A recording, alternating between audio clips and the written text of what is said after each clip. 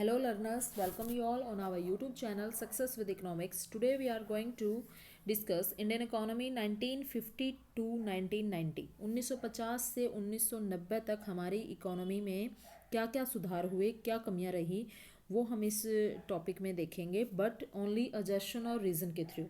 थोड़ा सा बेसिक बताऊंगी, लेकिन इनकी जो डीप में वीडियो हैं वो बाद में हम इंडियन इकोनॉमी की सीरीज़ में हम बिल्कुल क्लियर करेंगे, बट यहाँ पर सिर्फ अजर्शन और रीज़न मैं आपको करवाऊंगी। उसके लिए थोड़ा सा बेसिक बता देती हूँ कि economy at the time of independence, जब इकोनॉमी हमें इंडिपेंडेंस के टाइम पर मिली, बिल्कुल फर्स्ट चैप्टर में भी मैंने इसी सीरीज़ का फर्स्ट चैप्टर जब करवाया था इकोनॉमिक्स का, इंडियन इकोनॉमी का, तो मैंने बताया था कि इकोनॉमी हमारी कैसी थी इंडिपेंडेंस के टाइम पर। गरीबी थी, टेक्नोलॉजी बिल्कुल पुरानी थी, डिपेंडेंस ऑन इम्पोर्ट, सारा का सारा बाहर से सामान आता था, उसी पे डिपेंड रहते थे।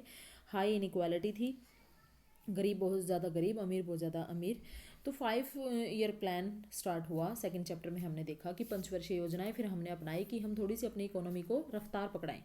तो जो उसके बाद क्या मिला कि गरीबी से हमें ग्रोथ तो मिली, ओल्ड टेक्नोलॉजी चेंज हुई, मॉडर्नाइजेशन में डिपेंडेंस जो इम्पोर्ट पर थी वो थोड़ी सी कम हुई और हम सेल्फ रिलायंस की तरफ बढ़ने लगे कि हम आत्मनिर्भर बने, और हाई इनइक्वालिटी को इक्विटी में बदलने का प्रयास किया गया। लेकिन 1950 से 90 में फिर भी पब्लिक जो इन्वेस्टमेंट था या फिर पब्लिक जो सेक्टर था, यानी कि सरकार का कंट्रोल ज़्यादा था, जिसकी वजह से जो प्राइवेटाइजेशन, एक निजीकरण जो था, वो कंसेप्ट थोड़ा सा हमारा कम काम किया उसने, और हमारी जो ग्रोथ जितनी होनी चाहिए थी उतनी नहीं हो पाई। यही हम इस चैप्टर में देखेंगे। तो ये देखिए, अजर्शन रीज़न है हमारे। आई होप अभी आपको A, B, C, D ये चारों ऑप्शन बिल्कुल क्लियर हैं। तो अब इनको डिस्कस नहीं करेंगे, हम सीधा क्वेश्चन पे आते हैं। क्वेश्चन नंबर फर्स्ट कि अनुदान नई कृषि तकनीक को अपनाने के लिए महत्वपूर्ण है। अनुदान मतलब सब्सिडी। सब्सिडी को अगर हम न्यू टेक्नोलॉजी अपनाना चाहते हैं एग्रीकल्चर में तो सब्सिडी बहुत ज़रूरी है, बिल्कुल ठीक है ये बात। अब जो सब्सिडी है वो संसाधनों के अनावश्यक उपभोग को भी बढ़ावा देती है।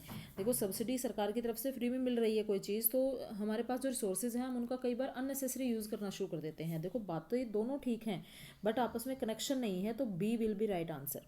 क्वेश्चन नंबर सेकंड है, 1950 से 90 का जो टाइम पीरियड था, उस दौरान औद्योगिक क्षेत्र हमारा अकुशल था। हमारा जो इंडस्ट्रियलाइजेशन था, इंडस्ट्रियल सेक्टर था, वो थोड़ा सा अनस्किल्ड था 1950 से 90 का जो टाइम पीरियड था उसके दौरान, क्योंकि भारतीय औद्योगिक क्षेत्र की विशेषता अत्यधिक कैसी थी, थोड़ी सी एक लगा लो वीक थी। कंट्रोल था उस पर, अभी बताया ना मैंने कि उस पर गवर्नमेंट का कंट्रोल ज़्यादा था, तो इसलिए ये थोड़ा सा अकुशल भी था। ठीक है, क्योंकि वो ये है कई बार गवर्नमेंट सेक्टर में कि हमें लगता है कि पब्लिक वेलफेयर का कंसेप्ट है, कोई निजी लाभ तो इसमें होने वाला नहीं है, तो काम उतने अच्छे से नहीं हो पाता। तो बातें दोनों ठीक हैं और कनेक्टेड भी हैं, तो A will be right answer. Second का आएगा ए आंसर। उसके बाद है क्वेश्चन नंबर 3, छोटे पैमाने के जो उद्योग थे, स्मॉल स्केल इंडस्ट्रीज जो थी, वो संतुलित क्षेत्रीय विकास को बढ़ावा देती है। हर जगह छोटे छोटे सेक्टर में छोटी छोटी इंडस्ट्रीज अगर लगेंगी तो बैलेंस्ड ग्रोथ होगा, क्योंकि छोटे पैमाने के उद्योग स्थानीय लचीलापन को दर्शाते हैं, फ्लेक्सिबिलिटी होती है इनमें छोटे पैमाने के उद्योगों में, तो इसलिए बैलेंस्ड एक ग्रोथ होती है। तो बातें दोनों ठीक हैं और आपस में कनेक्टेड भी हैं, तो तीसरे का आंसर भी आएगा आपका ए। अब क्वेश्चन नंबर 4 है, आंतरिक दृष्टि व्यापार रणनीति, कि जो हमारा हमने सोचा था कि हम व्यापार एक करेंगे, इंटरनली एक इंसाइट लेकर चले कि इंपोर्ट सब्सिट्यूशन की पॉलिसी अपनाएंगे, जिससे क्या होगा, आयात शुल्कों के माध्यम से हमारी जो इकोनॉमी है उसमें डोमेस्टिक जो इंडस्ट्रीज़ थी उनको थोड़ा सा प्रोटेक्ट किया जाए।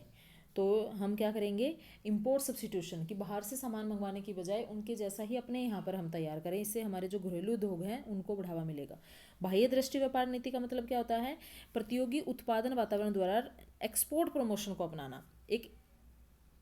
एक आंतरिक दृष्टि व्यापार नीति होती है जिसमें हम इंपोर्ट करने की बजाय अपनी कंट्री में ही इंपोर्टेड जैसी गुड़ मंगवाते हैं वैसी ही अपने यहाँ पर तैयार कर लेंगे। लेकिन जो बाह्य दृष्टि, बाहरी दृष्टि जो व्यापार नीति, उसका मतलब क्या है कि एक्सपोर्ट प्रमोशन, ज़्यादा से ज़्यादा बाहर की तरफ हम एक्सपोर्ट करें, ज़्यादा से ज़्यादा अपनी वस्तुओं को बाहर भेजें। तो दोनों बातें ठीक हैं बट कनेक्टेड नहीं है, क्योंकि एक बात कर रहा है आंतरिक दृष्टि व्यापार नीति की और एक कर रहा है बाह्य व्यापार नीति की, तो बातें ठीक है दोनों, तो B will be right answer. उसके बाद लास्ट क्वेश्चन है 5वां, सरकार द्वारा शुरू किए गए जो भी लैंड रिफॉर्म्स थे उनका उद्देश्य क्या था, कि भूमि को जोतने वाले थे जो किसान थे उनका समर्थन करना, उनको सपोर्ट करना, क्योंकि जो जमींदार थे वो भूमि के वास्तविक काश्तकारों का शोषण करते रहे हैं, क्योंकि वो जो मेन लैंडलॉर्ड थे ज़मीन के, जो बड़े बड़े ज़मींदार थे, जो एक्चुअल में लैंडलॉर्ड थे, वास्तविक जो काश्तकार थे ज़मीन के, उनका वो शोषण करते रहे हैं। इसलिए सरकार ने सोचा कि भूमि के सुधार होने बहुत ज़रूरी हैं। ठीक है, तो दोनों बातें ठीक भी हैं और आपस में करेक्टेड भी हैं, तो 5वें का रहेगा ए आंसर। आई होप आपको ये क्वेश्चन बहुत ही ज़्यादा क्लियर हुए हैं और आपको ये वीडियो बहुत अच्छे से समझ में आई है। Please like and share this video. Thank you very much.